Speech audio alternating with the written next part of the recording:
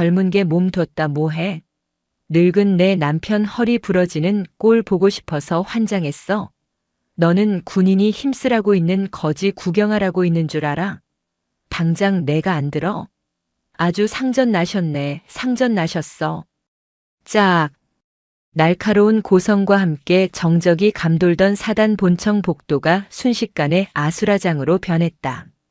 둔탁한 타격음이 복도를 울렸고 그보다 더 충격적인 것은 한 여군 부사관이 바닥에 나뒹굴고 있다는 사실이었다. 경기도 연천군 육군 제5보병사단 본부. 한여름의 무더위가 기승을 부리던 오후 2시의 평화는 그렇게 박살났다. 시간을 잠시 3분 전으로 되돌려보자. 작전 참모 박철중 대령은 정수기 앞에서 땀을 뻘뻘 흘리고 있었다. 18.9리터짜리 생수통을 교체하는 중이었다. 과장님, 제가 하겠습니다. 무거우실 텐데 두십시오. 그 옆에서 안절부절 못하며 나서는 이는 그의 부관, 이하은 하사였다. 임관 3년 차 빠릿빠릿하고 일 잘하기로 소문난 그녀는 상관이 직접 무거운 물통을 들고 낑낑대는 모습이 송구스러웠다. 어허, 이 하사. 비켜봐. 내가 아직 힘은 장사야. 왕년에는 쌀가마니 메고 천리행군도 했어. 으라차. 박철중 대령은 호기롭게 웃으며 생수통을 번쩍 들어 올렸다. 굵은 핏줄이 불끈 솟아올랐다. 오, 과장님 대단하십니다. 아직 청춘이십니다. 이하은 하사는 분위기를 맞추기 위해 물개 박수를 칠 준비를 하며 활짝 웃었다. 권위적인 모습 대신 소탈하게 몸을 쓰는 상관의 모습이 꽤 보기 좋았기 때문이다. 바로 그때였다. 또각, 또각, 또각. 복도 끝에서부터 살기등등한 구두 굽소리가 들려왔다. 부대를 예고 없이 방문한 박 대령의 아내 최영자였다. 그녀는 지역에서 건물 몇 채를 가진 유지의 사모님으로 평소에도 콧대가 높기로 유명했다. 오늘따라 기분이 좋지 않았던 그녀의 눈에 믿을 수 없는 광경이 포착되었다. 그녀의 눈에는 상황이 전혀 다르게 보였다. 감히 새파랗게 어린 계집애가 내 귀한 남편한테 짐꾼 노릇을 시키고 옆에서 쪼개고 있어. 저게 지금 꼬리치는 거야 뭐야? 질투와 오해 그리고 평소 가지고 있던 특권 의식이 이성의 퓨즈를 끊어버렸다. 최영자의 눈이 뱀처럼 가늘어졌다. 그녀는 옆구리에 끼고 있던 금장 로고가 번쩍이는 묵직한 명품 핸드백을 고쳐 잡았다. 그 가방 안에는 수정 화장품이 가득 든 파우치와 장지갑, 그리고 남편에게 줄 현금 봉투가 들어있어 벽돌만큼이나 단단하고 무거웠다. 이 발칙한 년이. 최영자는 망설임 없이 핸드백을 휘둘렀다. 묵직한 가방의 금속 버클 부분이 정확히 이하은 하사의 이마를 강타했다. 퍽. 소름 끼치는 타격음과 함께 이하은 하사의 고개가 90도로 꺾였다. 악. 이하은 하사는 비명 한 번 제대로 지르지 못하고 바닥으로 고꾸라졌다. 쓰고 있던 전투모가 멀리 날아갔고 찢어진 이마에서는 붉은 선혈이 터져나와 전투복을 적셨다. 너무나 갑작스러운 기습이었다. 이게 무슨... 박철중 대령은 들고 있던 생수통을 쾅 내려놓으며 얼어붙었다. 눈앞에 자신의 아내가 씩씩거리는 숨을 몰아쉬며 서 있었다. 여보? 당신이 여기 왜? 당신은 비켜. 이 여우 같은 년 내가 오늘 머리털을 다 뽑아놓을 테니까. 최영자는 쓰러진 이하은 하사의 머리채를 휘어잡으려 했다. 이하은 하사는 띵한 머리를 부여잡고 뒷걸음질 쳤다. 피가 눈을 가려 앞이 잘 보이지 않았다. 사모님? 왜 이러십니까? 사모님? 어디서 꼬리를 쳐? 내 남편이 내 종이야? 어디 하늘 같은 대령님이 물을 가는데 옆에서 쳐웃고 있어? 가정교육을 독학으로 배웠니? 최영자의 입에서는 차마 담기 힘든 폭언들이 기관총처럼 쏟아져 나왔다. 복도의 소란을 듣고 행정병들과 다른 간부들이 하나둘씩 고개를 내밀었다. 상황이 이쯤 되면 정상적인 지휘관이라면 당연히 아내를 제지하고 부하의 상태를 살피는 게 먼저였다. 아니, 헌병을 불러도 모자랄 판이었다. 민간인이 군인에게 상해를 입혔으니까. 하지만 박철중 대령은 이하은 하사의 기대를 처참하게 배신했다. 그는 피를 흘리는 부하를 보고도 씩씩거리는 아내의 어깨를 감싸 안으며 허허실실 웃음을 터뜨린 것이다. 아이고 여보. 그만해 그만. 사람들 보잖아. 이거 안 나? 당신도 그래. 저런 계집애가 시키면 시키는 대로 다 해줘. 당신이 머슴이야? 내가 속상해서 정말 못 살아. 최영자가 남편의 가슴을 퍽퍽 치며 짐짓 눈물을 짜내는 신용을 했다. 그러자 박 대령의 입에서 믿을 수 없는 말이 튀어나왔다. 허허, 우리 마누라가 나를 너무 사랑해서 그러네. 질투가 좀 과하다니까. 알았어, 알았어. 내가 잘못했네. 당신 화나면 무섭잖아. 박 대령은 아내를 달래느라 여념이 없었다. 바닥에 쓰러져 피를 닦고 있는 이하은 하사는 안중에도 없었다. 이하은 하사는 떨리는 손으로 바닥을 짚고 일어섰다. 모멸감과 고통으로 온몸이 부들부들 떨렸다. 과장님, 이게 지금 무슨 상황입니까? 그녀의 목소리는 갈라져 있었다. 그제야 박 대령이 이하은 하사를 돌아보았다. 하지만 그의 눈빛에는 미안함보다는 귀찮음과 난처함이 서려 있었다. 아, 이 하사. 많이 다쳤나? 피 좀 닦게. 보기 안 좋네. 지금 피 닦는 게 문제입니까? 사모님께서 다짜고짜 저를 흉기로 가격하셨습니다. 이건 엄연한 특수폭행. 에이, 폭행이라니. 말이 좀 심하네. 박 대령이 손사래를 치며 말을 뚝 잘랐다. 자네도 봤잖아. 집사람이 나를 워낙 끔찍하게 생각해서 그래. 내가 힘쓰고 있으니까 자네가 시킨 줄 알고 오해해서 욱한 거야. 사랑 싸움에 자네가 좀 낀 거라고 생각하고 이해하게. 응? 이하은 하사의 입이 떡 벌어졌다. 사랑 싸움? 지금 내 머리가 깨져서 피가 철철 나는데 사랑 싸움? 옆에 있던 최영자가 코웃음을 치며 거들었다. 그래. 내가 오죽하면 그랬겠니? 어린 것이 눈치가 있어야지. 그리고 맞은 건 난데 왜 내가 죽는 소리를 해? 내 손목 아픈 거 안 보여? 가방에 기스라도 났으면 내 월급으로 감당이나 되겠니? 여보, 진정해. 이 하사가 아직 어려서 그래. 자, 이 하사. 사모님 놀라셨으니까 일단 죄송하다고 하고 가서 치료받아. 의무대 가면 빨간 약 발라줄 거야. 박 대령은 마치 아이들 싸움을 중재하는 동네 아저씨처럼 굴었다. 아니, 철저하게 가해자의 편에 서서 피해자를 가스라이팅하고 있었다. 죄송. 하다고 하라고요? 제가요? 이하은 하사는 자신의 귀를 의심했다. 주먹이 부들부들 떨렸다. 당장이라도 소리를 지르고 싶었지만 그녀는 입술을 꽉 깨물었다. 참자. 여기서 내가 누구 딸인지 밝히면 재미없지. 그녀의 아버지 육군 참모총장 이영석 대장은 딸이 군에 입대할 때 딱 한 가지를 약속했었다. 군 생활하면서 절대 아빠 백 쓰지 마라.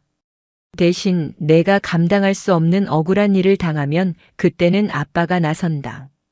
이하은 하사는 주머니 속에서 녹음 중이던 핸드폰을 확인했다. 뜨거운 피가 눈썹을 타고 흘러내려 시야를 붉게 물들였다. 아빠, 약속 취소야. 이건 내가 감당할 수준이 아니네. 그녀는 차갑게 식은 눈으로 두 부부를 번갈아 보았다. 과장님. 그래. 사과하려고. 아니요. 방금 그 말씀 그리고 사모님의 행동. 뼛속 깊이 후회하게 해드리겠습니다. 뭐? 이 자식이 지금 상관한테 협박하는 거야? 이하은 하사는 찢어진 이마를 손수건으로 누르며 서늘하게 대꾸했다. 협박이 아니라 통보입니다.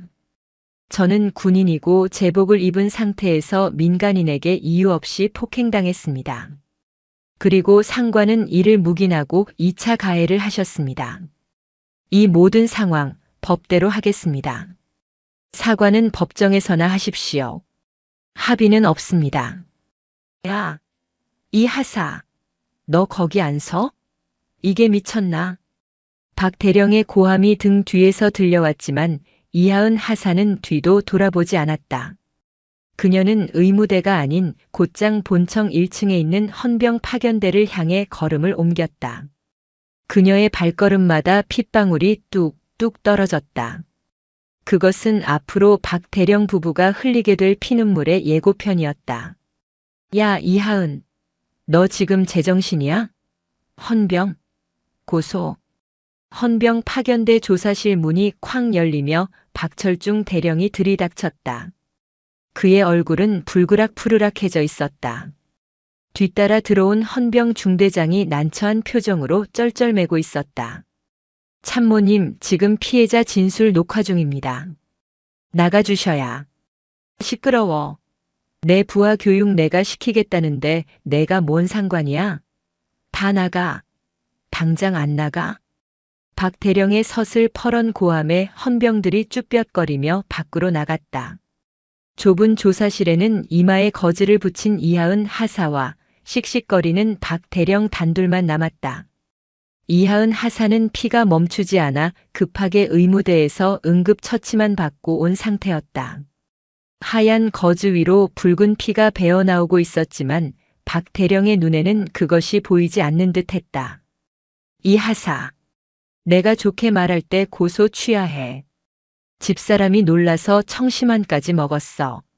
내가 감히 상관 와이프를 전과자로 만들 셈이야? 박 대령이 책상을 쾅 내리치며 윽박질렀다. 과장님, 사모님이 놀란 게 중요합니까? 제 머리가 찢어진 게 중요합니까? 그리고 전과자는 제가 만드는 게 아니라 사모님이 스스로 되시는 겁니다. 이하은 하사의 목소리는 낮지만 단단했다. 그 태도가 박 대령의 자존심을 긁었다. 이게 진짜 보자 하니까? 너 군 생활 여기서 끝내고 싶어? 장기 복무 심사 내 손안에 있는 거 몰라? 내가 부적합 도장 한 번만 찍으면 너는 바로 옷 벗고 나가야 해. 전형적인 협박이었다. 인사고과를 무기로 한 비열한 입막음. 하지만 이하은 하사는 눈 하나 깜짝하지 않았다. 협박하십니까? 이것도 추가 진술에 포함하겠습니다. 기가 막혀서. 야, 이하은. 너 집에서 그렇게 가르치더냐? 어른이 훈계하면 듣는 신용이라도 해야지. 어디서 눈을 동그랗게 뜨고 대들어? 박 대령은 의자를 발로 차며 비아냥거리기 시작했다. 논리로 안 되니 이제는 인신공격을 선택한 것이다. 너네 아버지 뭐 하시냐? 집구석 형편이 어려워서 군대 왔어? 그래서 돈 좀 뜯어내 보려고 합의금 장사하는 거냐고 지금. 선을 넘어도 한참 넘었다. 부모님을 들먹이는 폐륜적인 발언. 이하은 하사의 눈썹이 꿈틀거렸다.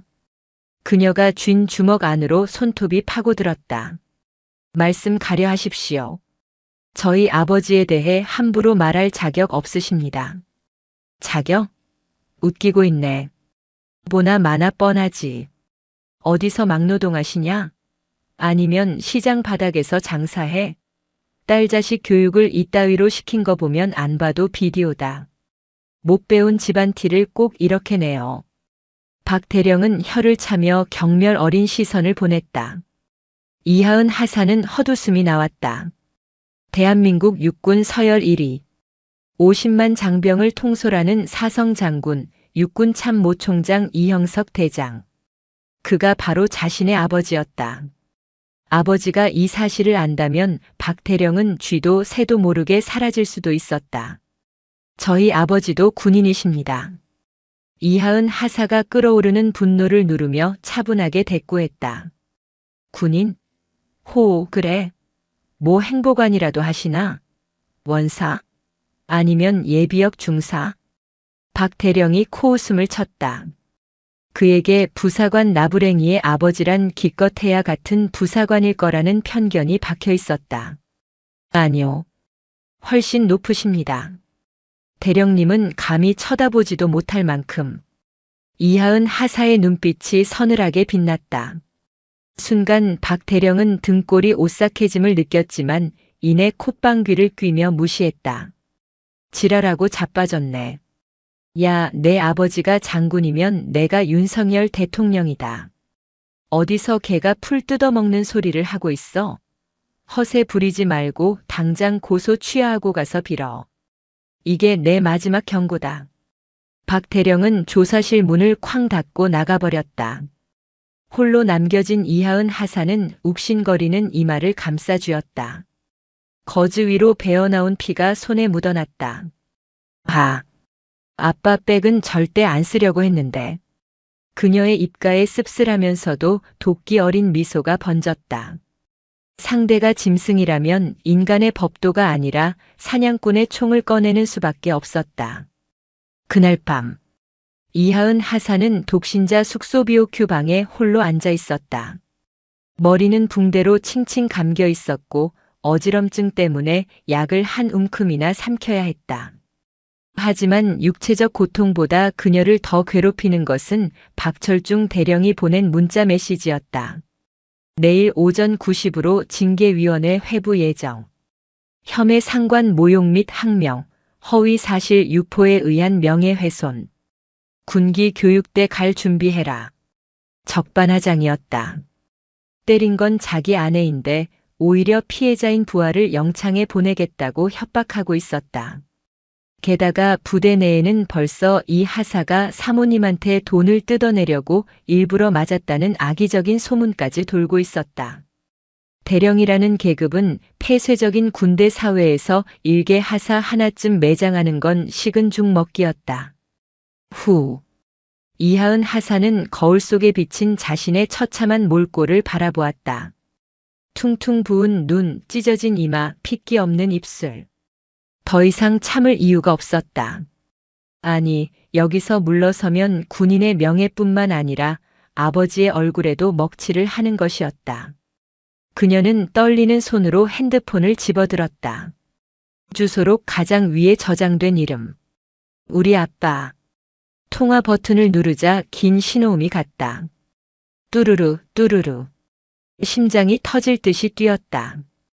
밤 10시. 아버지는 지금쯤 서울 한남동 공관 서재에서 책을 읽고 계실 시간이었다. 우리 딸. 수화기 너머로 들려오는 목소리는 낮고 굵직했지만 딸을 부르는 음성에는 숨길 수 없는 다정함이 묻어 있었다. 대한민국 육군 참모 총장 이형석 대장. 호랑이 같은 그가 유일하게 무장 해제되는 순간이었다. 아빠. 이하은 하사는 아빠의 목소리를 듣자마자 꾹 참았던 눈물이 왈칵 쏟아졌다. 목이 메어 말이 나오지 않았다. 하은아? 왜 그래? 무슨 일 있어? 목소리가 왜 이래? 딸의 울먹임에 이형석 총장의 목소리가 순식간에 날카로워졌다. 평온하던 공관의 공기가 찢어지는 듯한 긴장감이 전해져 왔다. 아빠, 나 약속 못 지킬 것 같아. 약속? 그게 무슨 소리냐? 누가 널 괴롭히기라도 한 거야? 나 맞았어. 뭐? 수화기 너머에서 책장이 넘어가는 소리, 아니 무언가 부서지는 듯한 소리가 들렸다. 대령님 사모님이 내 머리를 명품 가방으로 내리쳤어. 피가 너무 많이 나서 꿰맸어. 잠시 숨막히는 침묵이 흘렀다. 그 침묵은 폭풍 전야의 고요함보다 더 무거웠다. 이내 이형석 총장의 목소리가 지옥 밑바닥에서 끓어오르는 용암처럼 낮게 깔렸다. 어느 놈이냐? 작전 참모. 박철중 대령. 박철중. 이형석 총장은 그 이름을 잘근잘근 씹어뱉듯 뇌까렸다. 아빠, 근데 그 대령님이 아빠 보고 막노동하냐고 못 배운 집안이라고 그랬어. 그리고 나 징계위 열어서 영창 보낸대. 이하은 하사는 억울했던 감정을 모두 쏟아냈다. 허허. 수화기 너머에서 헛웃음 소리가 들렸다. 그것은 웃음이 아니었다. 살기였다. 40년 군 생활 동안 수많은 전장을 누볐던 노장의 살기가 전파를 타고 흘러나와 이하은 하사의 등골을 서늘하게 만들 정도였다. 하은아, 지금 어디냐? 의무대냐? 아니, 숙소야.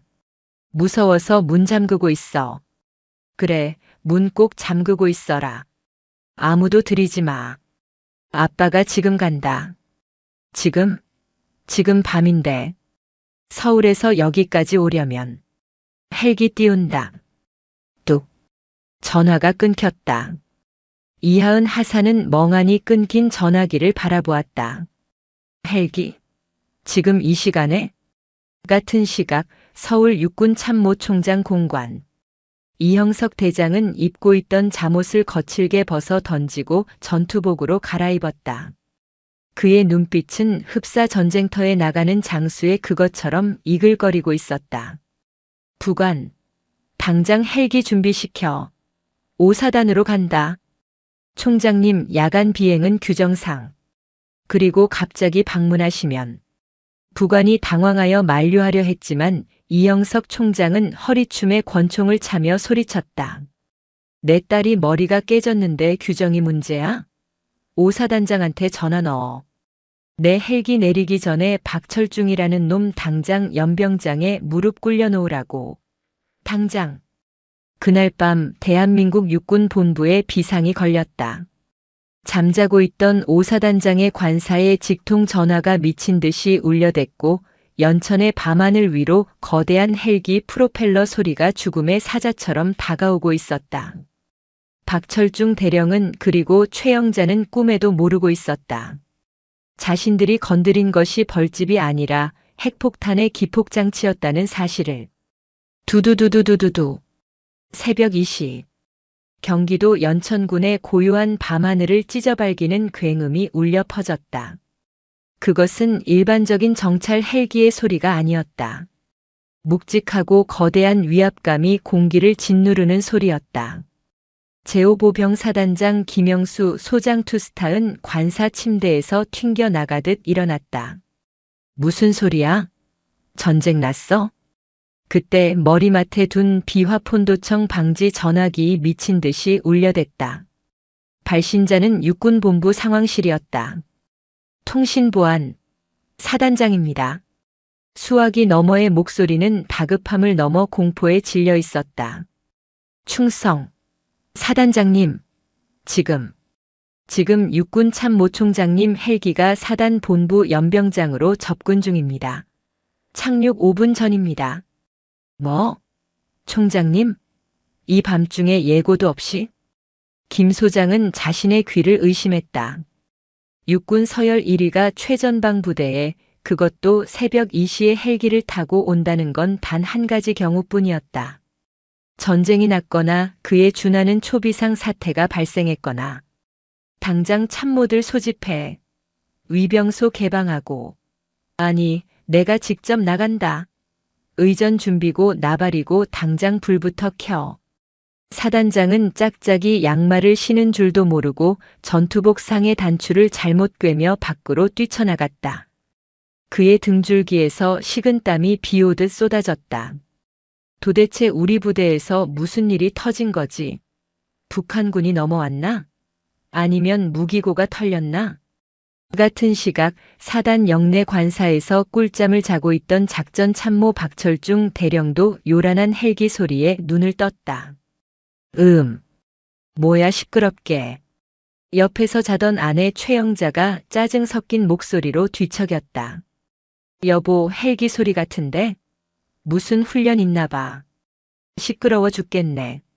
저것들 하여튼 유난이라니까. 박 대령은 부스스한 눈을 비비며 창밖을 내다보았다. 연병장 쪽이 대낮처럼 환하게 밝혀지고 있었다. 그는 순간 묘한 기대감에 사로잡혔다. 가만. 총장님이 지난번 작전회의 때 내 브리핑을 인상 깊게 보셨다고 했지. 혹시 이번 장군 진급 심사 앞두고 나를 격려하러 깜짝 방문하신 건가? 박 대령의 입꼬리가 스르르 올라갔다. 흔히 있는 일은 아니지만 지휘관이 총애하는 부하를 격려하기 위해 파격적인 행보를 보이는 경우가 종종 있었다. 여보, 일어나봐. 총장님 오신 것 같아. 뭐? 총장? 그 별 4개짜리? 그래. 아무래도 나 별 달아주려고 오신 것 같다니까. 내가 말했잖아. 나 이번에 진급 유력하다고. 최영자도 벌떡 일어났다. 그녀의 눈이 탐욕으로 반짝거렸다. 낮에 있었던 하사 나부랭이와의 실랑이는 까맣게 잊은 지 오래였다.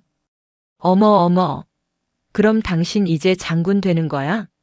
나 장군 사모님 되는 거네. 아이고 빨리 나가봐. 옷 매무새 다듬고. 박 대령은 허둥지둥 전투복을 갖춰 입었다. 거울을 보며 경례 연습까지 했다. 충성. 작전 참모 박철중 총장님의 방문을 환영합니다. 완벽했다. 그는 자신이 대한민국 육군의 미래라고 착각하며 콧노래를 흥얼거리며 현관문을 나섰다.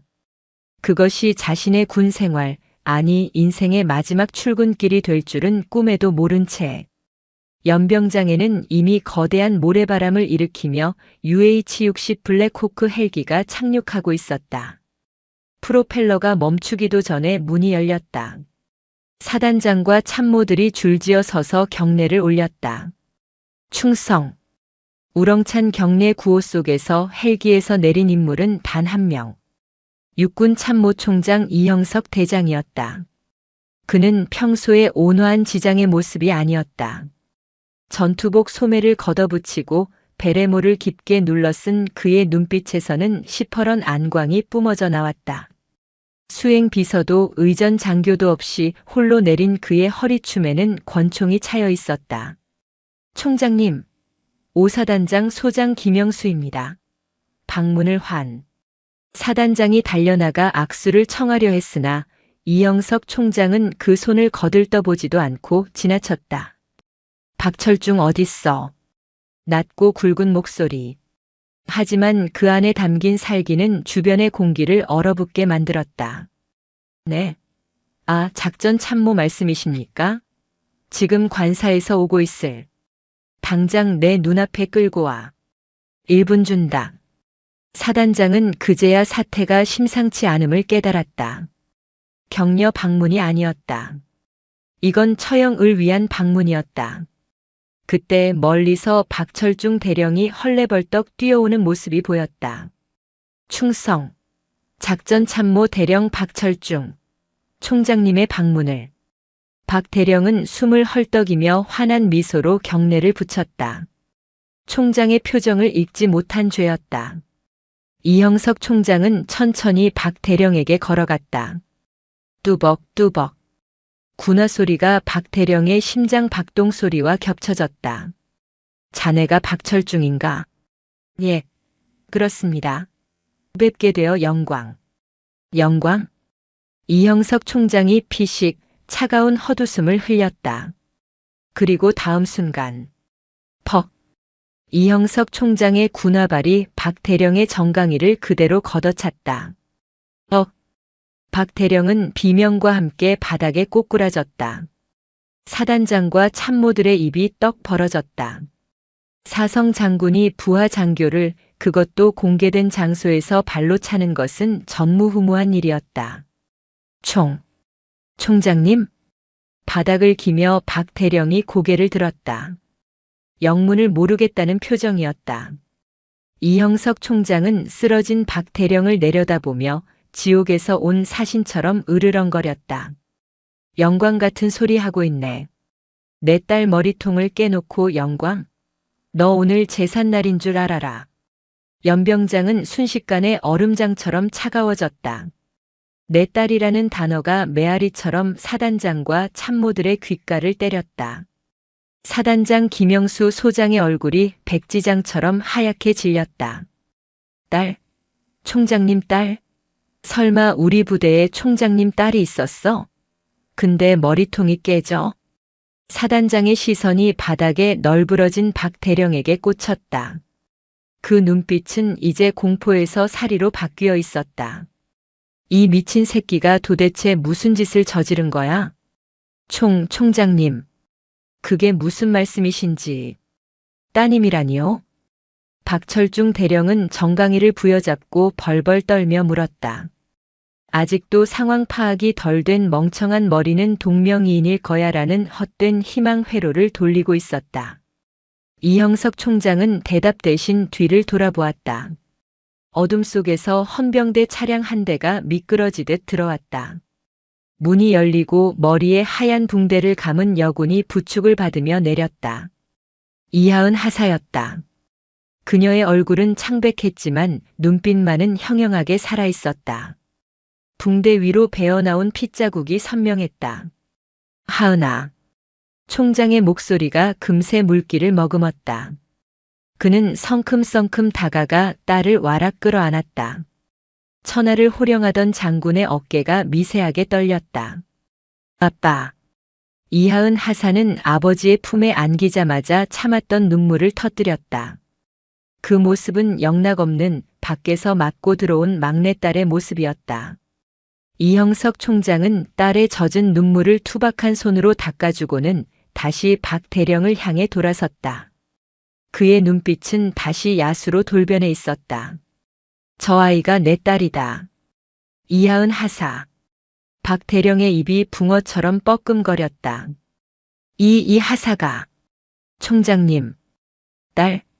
뇌가 정지했다. 자신이 하사 나부랭이라고 불렀던 아이. 너네 아버지 막노동하냐고 패드립을 쳤던 아이. 못 배운 집안이라며 조롱했던 그 아이가 육군 참모 총장의 딸이었다. 아니. 저기 총장님. 오해입니다. 이건 뭔가 잘못됐습니다. 저는 몰랐습니다. 정말 몰랐습니다. 박 대령은 바닥에 머리를 찌우며 빌기 시작했다.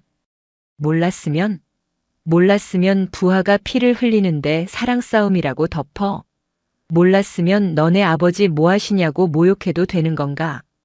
이형석 총장이 한 걸음씩 다가갔다. 자네가 그랬지. 내 딸 보고 집구석 형편 어려워서 군대 왔냐고. 못 배운 집안 티낸다고.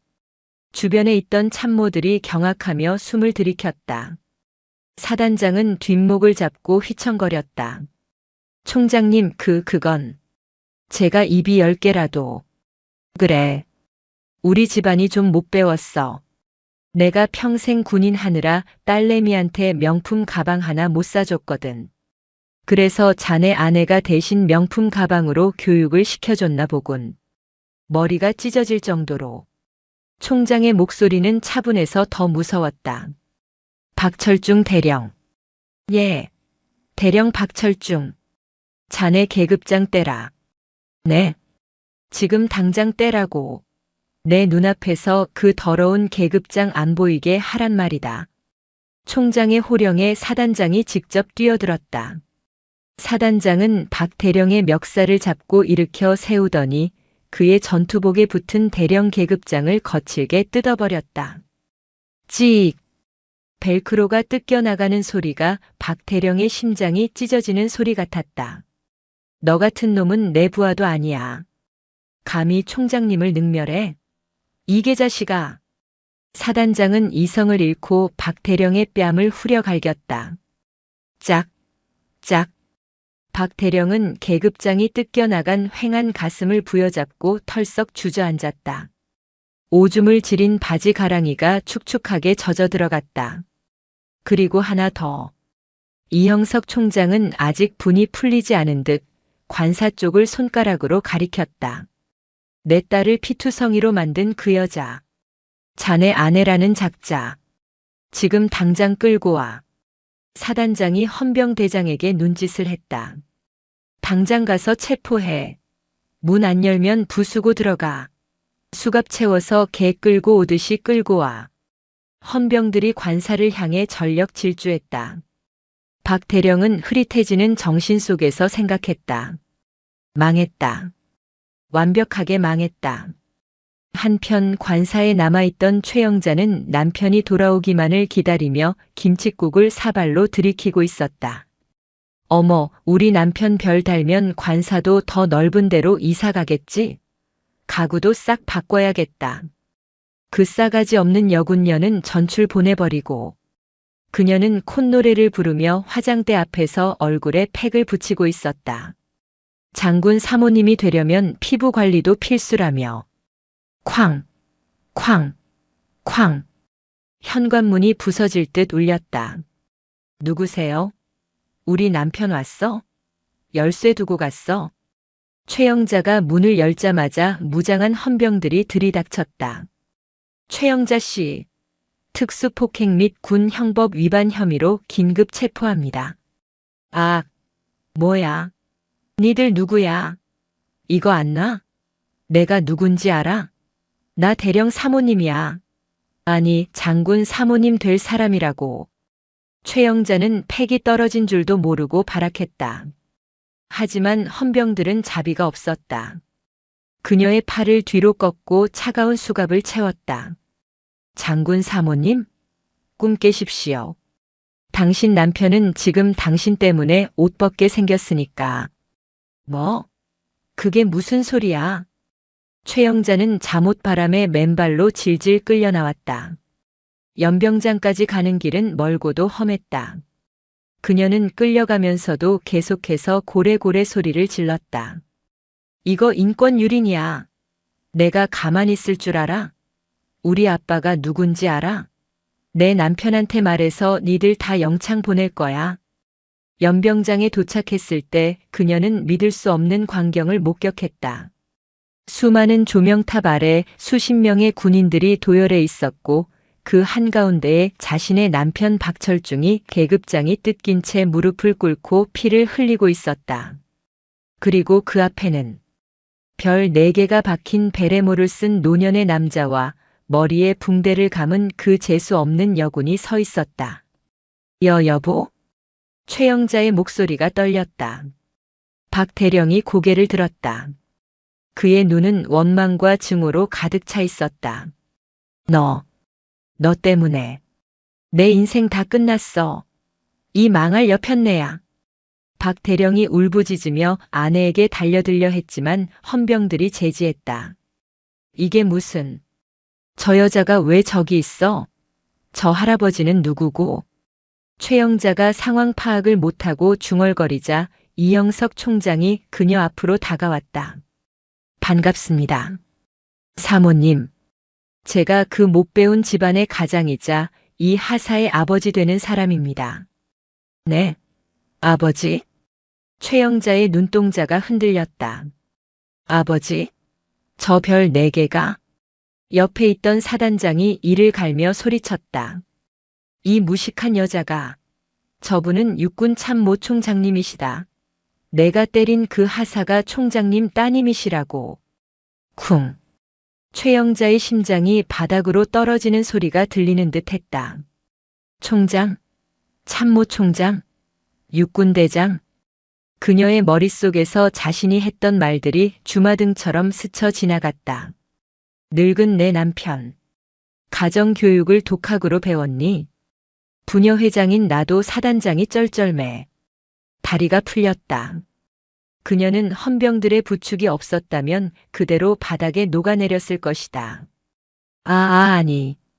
저기 장군님, 총장님. 그게 아니고요. 저는 정말 몰랐어요. 그냥 아가씨가 너무 예뻐서. 질투가 나서. 최영자는 비굴하게 웃으며 변명을 늘어놓기 시작했다. 공포에 질려 입술이 파르르 떨렸다. 아가씨? 아까는 년이라면서. 이하은 하사가 차갑게 쏘아붙였다. 그리고 사모님, 제 아버지 보고 못 배웠다고 하셨죠? 저희 아버지는 육군사관학교 수석 졸업에 미국 웨스트포인트 유학까지 다녀오신 엘리트십니다. 사모님보다 못 배운 건 아닌 것 같은데요. 잘못했어요. 제가 미쳤었나 봐요. 하은 양, 아니 하사님, 제발 한 번만 봐줘요. 우리 남편 군인으로 평생 바친 사람이에요. 최영자가 무릎을 꿇고 이하은의 바짓가랑이를 잡으려 했다. 하지만 이영석 총장이 군화발로 그녀의 손을 쳐냈다. 내 딸 몸에 손대지 마라. 더러우니까. 총장은 싸늘하게 내려다보며 사단장에게 지시했다. 이 두 연놈들 당장 군 검찰로 넘겨. 민간 경찰? 필요 없어. 군사시설 내에서 벌어진 특수상해 사건이다. 군사법원에서 내가 직접 조진다. 예, 알겠습니다. 그리고 언론 통제하지 마. 있는 그대로 다 내보내. 대령 아내가 총장 딸 폭행이라고 헤드라인 뽑아서 전 국민이 알게 해. 그래야 다시는 이런 쓰레기 같은 짓거리가 군대에서 안 일어나지. 명심하겠습니다. 박철중 대령과 최영자는 개처럼 질질 끌려 헌병차에 태워졌다. 차 문이 닫히는 순간까지 그들의 비명과 서로를 탓하는 욕설이 끊이지 않았다. 연병장에는 다시 고요가 찾아왔다. 하지만 그 고요는 이전과는 달랐다. 정의가 실현된 후에 묵직하고도 통쾌한 고요함이었다. 이하은 하사는 밤하늘을 올려다보았다. 아빠가 타고 온 헬기 너머로 별들이 유난히 빛나고 있었다. 이제 시작이야. 법정에서 진짜 지옥을 보여줄게. 피고인 최영자, 피고인 박철중. 들어오세요. 육군본부 보통군사법원 제1호 법정. 무거운 공기가 흐르는 이곳에 수의를 입은 두 남녀가 끌려 들어왔다.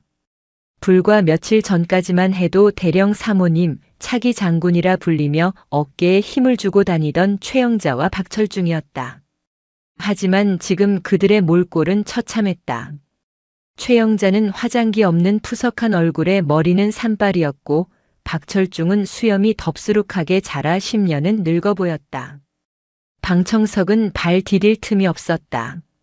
하지만 일반적인 재판과는 분위기가 완전히 달랐다. 방청석의 앞줄을 채운 것은 다름 아닌 별들이었다. 이하은 하사의 아버지인 이영석 총장의 동기, 후배, 그리고 군의 주요 지휘관들이 내 딸 같은 아이가 당한 일에 공분하여 무언의 압박을 주기 위해 제복을 갖춰 입고 앉아 있었다. 그들이 뿜어내는 위압감에 박철중은 다리가 풀려 자리에 앉지도 못하고 휘청거렸다. 재판장님, 저는 억울합니다. 이건 함정입니다. 최영자가 자리에 앉자마자 발작하듯 소리쳤다. 그녀의 국선 변호인이 기겁하며 말렸지만 소용없었다. 사설 로펌들은 이 부부의 변호를 모두 거절했다. 육군 참모총장을 적으로 돌리는 미친 짓을 할 변호사는 대한민국에 없었기 때문이다. 함정? 피고인, 지금 법정을 모독하는 겁니까? 군 판사의 목소리가 서리발처럼 차가웠다. 아니, 저 여자가, 저 하사가 총장 딸인 걸 숨겼잖아요. 알았으면 제가 그랬겠어요? 이건 기망행위라고요. 방청석에서 웅성거림과 함께 야유가 터져나왔다. 저 여자 아직도 정신 못 차렸네. 사람 봐가면서 때리나? 아주 질이 나쁘구먼. 검사석에 앉은 군 검찰관이 비웃음을 흘리며 자리에서 일어났다.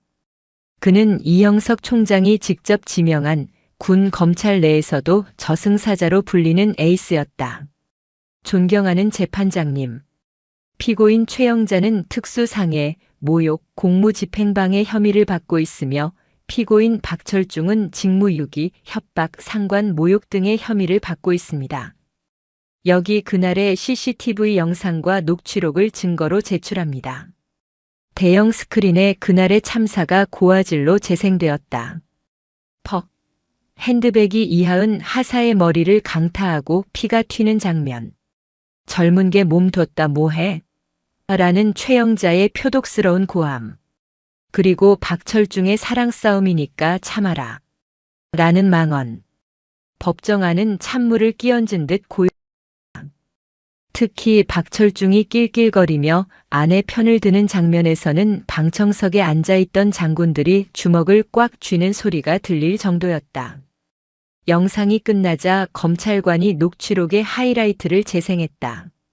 너네 아버지 뭐 하시냐? 어디서 막노동하시냐? 못 배운 집안 티를 꼭 이렇게 내요. 박철중의 목소리가 법정에 쩌렁쩌렁 울렸다. 순간 방청석 맨 앞줄에 앉아있던 이영석 참모총장이 천천히 눈을 감았다 떴다. 그 작은 움직임만으로도 법정의 온도가 10도는 내려가는 듯 했다. 박철중은 고개를 들 수가 없었다. 쥐구멍이 있다면 숨고 싶었다. 자신의 목소리가, 자신의 경솔한 혀가 스스로의 목을 조르는 밧줄이 되어 있었다. 피고인 박철중, 대답해 보십시오. 피해자의 아버지가 막노동을 하면 딸이 머리가 깨져도 참아야 하는 겁니까? 검찰관의 추궁에 박철중은 입술을 달달 떨었다. 그게 아닙니다. 저는 그저 부하를 훈계하는 차원에서. 훈계? 부모를 모욕하고 협박하는 게 훈계입니까? 당신은 지휘관 자격이 없습니다. 아니, 군복을 입을 자격조차 없습니다. 검찰관의 맹공에 박철중의 변호인은 한마디도 반박하지 못했다. 반박할 논리가 없었기 때문이다. 그때 증인석에 이하은 하사가 들어섰다. 붕대는 풀었지만 이마에는 선명한 흉터가 남아 있었다. 그녀는 떨지 않았다. 당당하고 고고한 모습이 흡사잔 다르크와 같았다. 증인, 피고인들에게 처벌을 원하십니까? 판사의 질문에 이하은 하사는 최영자와 박철중을 똑바로 응시했다. 네. 강력한 처벌을 원합니다. 합의할 생각은 없습니까? 없습니다. 저들은 저에게 단 한 번도 진심으로 사과하지 않았습니다. 아버지가 참모총장인 걸 알게 된 후에야 권력에 굴복해 비는 척했을 뿐입니다. 만약 제 아버지가 진짜 힘없는 분이었다면 저는 지금쯤 억울한 누명을 쓰고 군에서 쫓겨났을 겁니다. 그녀의 말 한마디 한마디가 비수가 되어 박철중 부부의 가슴에 꽂혔다. 저들은 강약약강의 전형입니다. 약자에게 잔혹하고 강자에게 비굴한 자들이 군 가족 그리고 지휘관이라는 사실이 치욕스럽습니다. 법이 허용하는 가장 무거운 벌을 내려주십시오. 방청석에서 박수가 터져 나왔다. 판사가 제지했지만 이미 여론은 판결이 난 것이나 다름없었다. 최영자는 분에 못 이겨 벌떡 일어났다.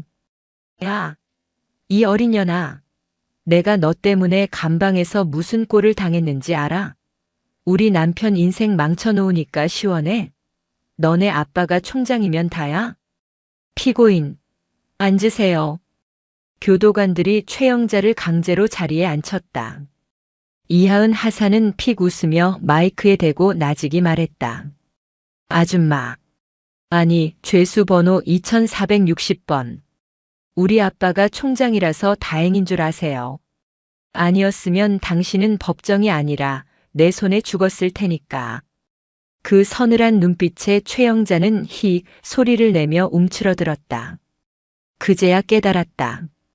자신이 건드린 건 순한 양이 아니라 발톱을 숨기고 있던 맹수였다는 것을. 일주일 뒤 선고 공판. 법정 앞은 아침부터 취재진으로 인산인해를 이루었다. 대령 아내의 갑질 폭행, 오늘 판결 참모총장 딸 건드린 부부 몰락의 끝은? 인터넷 뉴스 댓글창은 징역 10년 때려라, 재산 몰수해라라는 네티즌들의 분노로 도배되어 있었다. 법정에 들어선 박철중과 최영자는 일주일 전보다 더 초췌해져 있었다. 특히 최영자는 구치소에서 다른 수감자들에게 갑질하다 들어온 년이라며 왕따를 당해 멘탈이 나가 있는 상태였다. 주문. 재판장이 판결문을 읽기 시작하자 정적이 흘렀다. 피고인 최영자는 군사시설 내에서 흉기를 사용하여 군인을 폭행하고 모욕적인 언사로 군의 사기를 저하시켰다. 또한 반성의 기미 없이 피해자를 탓하는 등 죄질이 매우 불량하다. 이에 피고인 최영자를 징역 3년에 처한다. 쾅. 3년. 실형이었다. 집행유예 따위는 없었다. 최영자의 입에서 아이고 하는 곡소리가 터져 나왔다. 계속해서 피고인 박철중. 박철중이 움찔하며 고개를 숙였다. 피고인은 고위 장교로서 부하를 보호해야 할 의무를 저버리고 배우자의 범죄를 방조했다. 또한 피해자에게 인사불이익을 암시하며 협박하고 피해자의 가족을 모욕하는 등 장교로서의 품위를 심각하게 훼손했다. 이에 피고인을 징역 1년 6월에 처하며 파면 불명의 전역을 선고한다. 쾅, 쾅, 쾅. 파면. 군인에게 사형 선고나 다름없는 형벌이었다. 연금은 전액 박탈되고 퇴직금은 반토막이 난다. 대령 계급장은 쓰레기통에 처박히고 그는 이제 전과자이자 백수가 되는 것이다. 안 돼. 안 돼. 내 연금. 내 계급장. 박철중이 바닥을 치며 울부짖었다. 평생을 바쳐 올라간 자리가 아내의 핸드백 한 방과 자신의 주둥이 때문에 날아가 버렸다. 재판이 끝나고 두 사람이 호송차로 끌려가기 전 복도에서 잠시 대기하는 시간이 있었다. 그곳에는 재판을 참관한 이하은 하사와 이형석 총장이 서 있었다. 그리고 그들 옆에는 대한민국 최고의 로펌 변호사들이 서류 뭉치를 들고 대기 중이었다. 이게 뭡니까? 박철중이 떨리는 손으로 변호사가 건넨 서류를 받았다. 민사소송 소장입니다. 이하은 측 변호사가 사무적인 말투로 말했다. 피해 보상금, 정신적 위자료, 변호사 선임 비용, 그리고 이미지 훼손에 따른 명예훼손 배상금까지 총 5억 원 청구 들어갑니다. 아, 그리고 사모님 명의의 건물과 대령님 명의의 아파트는 이미 가압류 신청 끝났습니다. 판결 확정되면 바로 경매 넘어갑니다. 5억? 건물이랑 아파트가. 경매. 최영자가 눈을 까뒤집고 거품을 물 뻔했다. 그녀가 평생을 모아온 재산이 사모님 소리를 듣게 해준 그 돈이 공중분해될 위기였다. 에이. 이어 편내야. 그 순간 박철중이 이성을 잃고 수갑찬 손으로 최영자에게 달려들었다. 너 때문에 내 인생이 다 끝났어. 물통 가는 거 그냥 보고 있지. 왜 나서서 지랄을 해가지고. 내 연금 물어내. 내 별 물어내란 말이야. 박철중이 최영자의 머리채를 잡고 흔들었다. 아, 이거 안 나? 그러게 당신이 말렸어야지. 남편이 돼가지고 쪼다같이 웃고만 있고. 당신이 총장 딸인 거 미리 알았으면 내가 그랬겠냐고. 이 무능한 인간아. 최영자도 지지 않고 박철중의 얼굴을 핥히었다. 이거 너 죽고나 죽자. 법원 복도는 순식간에 개싸움판이 되었다. 교도관들이 달려들어 두 사람을 뜯어 말려야 했다. 서로를 죽일 듯이 노려보며 욕설을 퍼붓는 그들의 모습에서 사랑꾼 부부의 모습은 온데간데 없었다. 그 추태를 지켜보던 이하은 하사가 천천히 다가갔다. 그녀의 눈빛은 경멸조차 아깝다는 듯 건조했다. 보기 좋네요. 사랑이 너무 과해서 죽여버리고 싶으신가 봐요. 이하은의 비웃음에 두 사람은 동작을 멈췄다. 대령님. 아니, 박철중 씨. 그리고 최영자 씨. 이하은은 싸늘하게 내려다보며 마지막 쐐기를 박았다. 감옥에서 썩는 동안 뼈저리게 느끼세요. 당신들이 무시했던 그 젊은 하사가 그리고 못 배운 집안이 당신들을 어떻게 짓밟아주는지. 평생 가난과 후회 속에서 서로를 원망하며 사세요. 그게 내 복수니까. 하은 양. 제발. 한 번만. 우리 아들 대학 등록금은 남겨줘야지. 최영자가 뒤늦게 바짓가랑이를 잡으려 했지만 이하은은 미련 없이 뒤돌아섰다. 아빠 가자. 밥맛 떨어진다. 그래. 맛있는 거 사주마. 이형석 총장이 딸의 어깨를 감싸 안으며 걸어갔다. 두 사람의 뒷모습은 거대한 산처럼 웅장했다. 반면 엉망진창이 된 채 바닥에 주저앉아 엉엉 우는 박철중과 최영자의 모습은 쓰레기 더미보다 초라했다. 끌고 가. 교도관들의 호통과 함께 두 사람은 각자의 지옥으로 끌려갔다. 호송차에 타서도 그들은 서로를 향해 침을 뱉고 욕을 했다. 그들의 몰락은 완벽했고 그 누구도 동정하지 않았다. 차디찬 철문이 쾅 닫혔다. 세상과 단절되는 소리였다. 청주여 자교도소. 이곳은 더 이상 대령 사모님 최영자가 호령하던 세상이 아니었다. 그녀에게 주어진 이름은 2460번. 그저 흔해 빠진 수감 번호일 뿐이었다. 야, 2460번. 멍하니 서서 뭐해? 화장실 청소 안 해? 걸걸한 목소리의 여자가 소리쳤다. 이 방의 방장인 50대 사기 전과자였다. 저기요. 제가 허리가 좀 안 좋아서. 최영자가 비굴하게 웃으며 몸을 사리려 했다. 밖에서 하던 습관대로 돈이나 말로 때우려 한 것이다. 하지만 돌아온 것은 매서운 눈총이었다. 허리. 웃기고 있네. 젊은 군인 머리통을 명품 가방으로 내리칠 힘은 있고 변기 닦을 힘은 없어. 뉴스 봐서 다 아니까 수작 부리지 마. 아니. 그래도 제가 사회에 있을 때는. 아이고 사모님 납셨네. 야. 여기 사모님 오셨단다. 다들 인사 안 받냐? 방장의 비아냥에 다른 수감자들이 킬킬거리며 비웃었다. 사모님은 무슨 갑질하다 들어온 주제에 총장 딸을 건드렸다며? 간도 크지. 재수 없으니까 빨리 가서 변기나 닦아. 냄새 나게 하지 말고. 최영자는 입술을 깨물며 화장실로 들어갔다. 고무 장갑을 낀 손이 부들부들 떨렸다. 역한 냄새가 코를 찔렀다. 불과 한 달 전만 해도 백화점 VIP 라운지에서 커피를 마시던 그녀였다. 으흑, 으흐흑. 변기를 닦으며 그녀는 서러움에 눈물을 쏟았다. 하지만 그녀를 위로해 줄 사람은 아무도 없었다. 남편? 그 인간은 지금쯤 더 지옥에 있을 테니까. 한편 국군교도소. 박철중은 넋이 나간 사람처럼 벽만 바라보고 있었다. 그의 가슴에는 그토록 자랑스러워하던 대령 계급장 대신 노란색 수감 번호표가 붙어 있었다. 4885번 박철중. 면회. 교도관의 말에 박철중이 벌떡 일어났다. 혹시 아내가 보낸 변호사일까? 아니면 총장님이 용서해 주신다는 소식일까? 하지만 면회실 유리병 너머에 앉아 있는 사람은 법원 집행관이었다. 박철중 씨 맞습니까? 여기 서류 확인하시죠. 집행관이 유리병 밑으로 서류 봉투를 밀어 넣었다. 박철중은 떨리는 손으로 봉투를 열었다.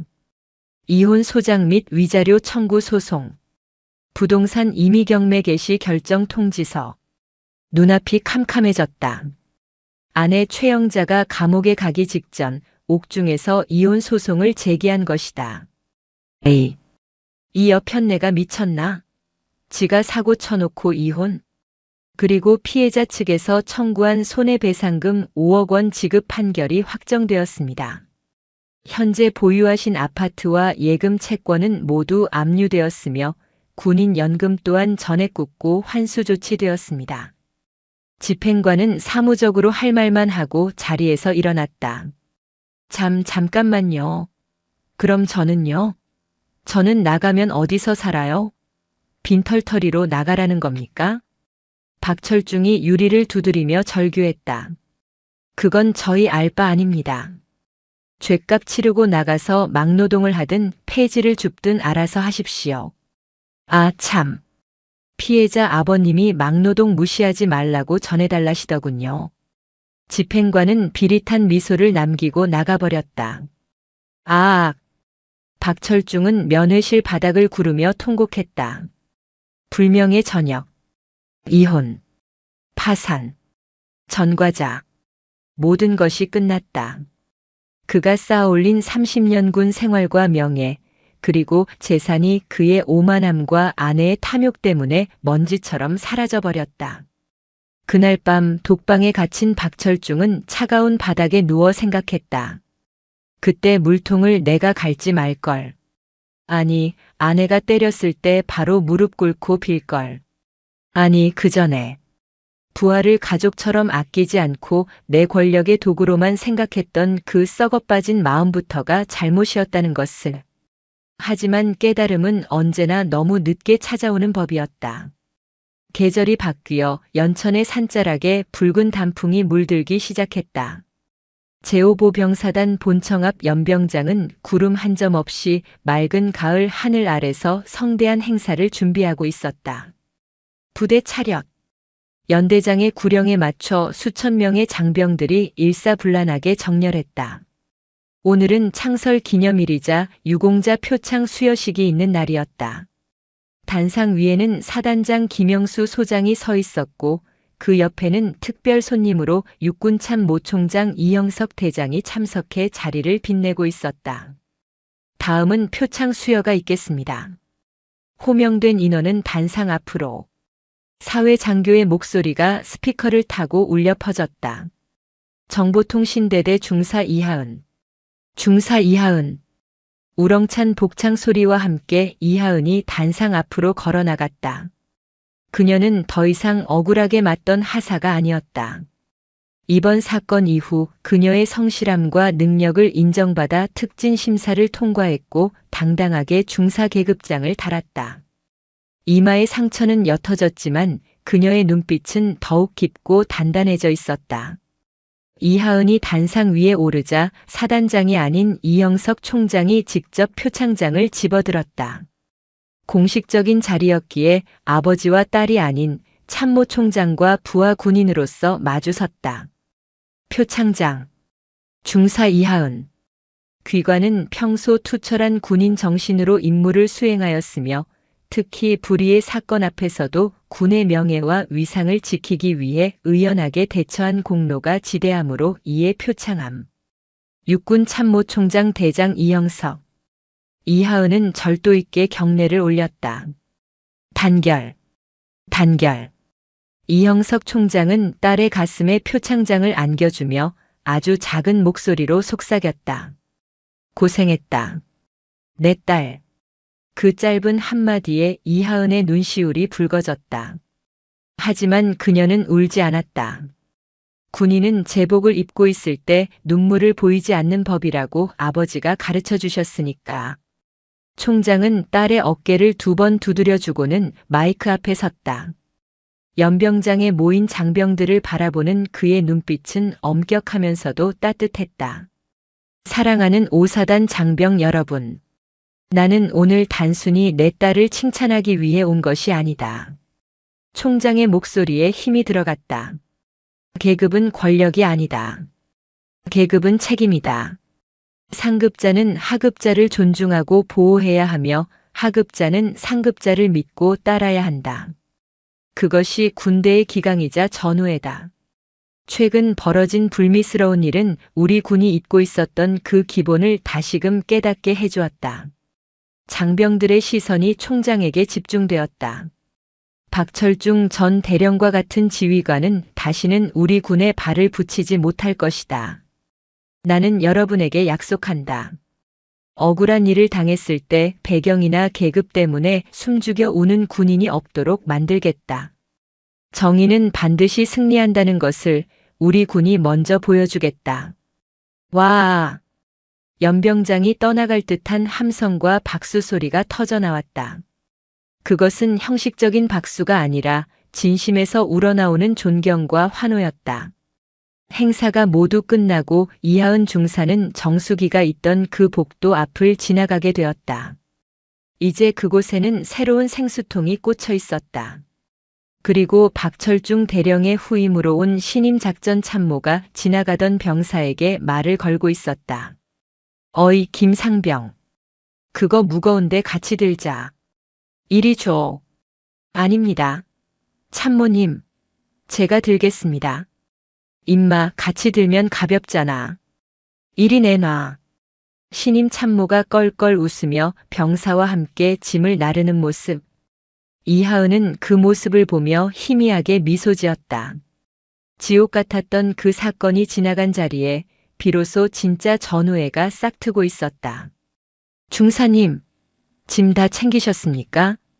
행정반 후임들이 달려와 물었다. 이하은은 오늘부로 상급 부대인 군단 사령부로 영전하여 전출을 가게 되었다. 다 챙겼어. 가자. 이하은은 정들었던 그리고 아팠던 본청 건물을 마지막으로 돌아보았다. 끔찍했던 기억은 이제 흉터처럼 흐릿해졌고 앞으로 나아갈 길은 가을 하늘처럼 맑았다.